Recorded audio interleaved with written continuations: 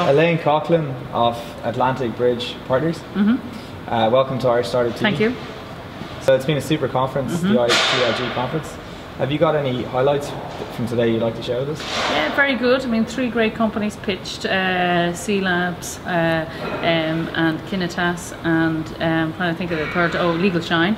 And you know, great to see the great enthusiasm, passion, and some very interesting, I mean, they're very early stage companies, all at different, you know, taking different approaches to markets, but you know, great to see you know, one of them in the IoT space, one of them in the app space, and one of them in the enterprise SaaS space. So you know, very good early stage companies. So good to see that coming through the pipe. Super. And what do you look for in a if it's not too broad a question, in an investment? Well, for us in Atlantic Bridge, very much deep technology, enterprise grade software and hardware. We do both, which we're particularly interested in, because I think so much now of the sectors like agri-tech and IoT and wearables and drones is a combination of software and hardware, and even the devices, you know, smartphones and Apple iWatch, all combining software and hardware. So we look for deep intellectual property, it's very strong engineering teams, great software, and ultimately big markets, you know, where that's, and then above and beyond all of this, a super team. You know, the team is a huge amount of it. I would say, you know, 70 to 80% is all about, are this team up for something? Are they going to, you know, scale and grow and be able to attract the kind of people they need to attract to build a world-class team?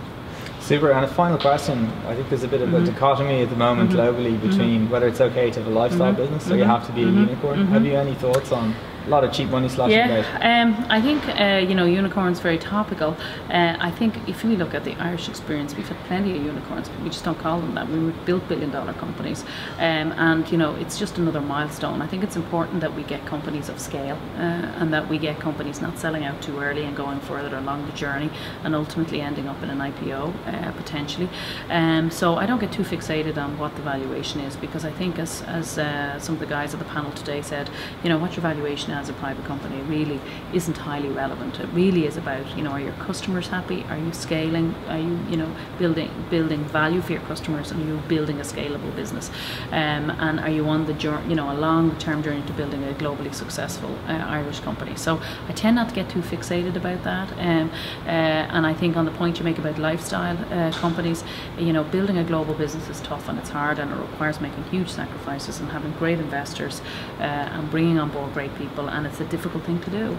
So if you want a lifestyle business, it definitely isn't for you, because you're not going to have much of a lifestyle, is the truth of the matter, but you are going to have a very exciting time, and you're going to build something probably of lasting impact and value, and probably make a lot of money for yourself and a lot of people around you as well.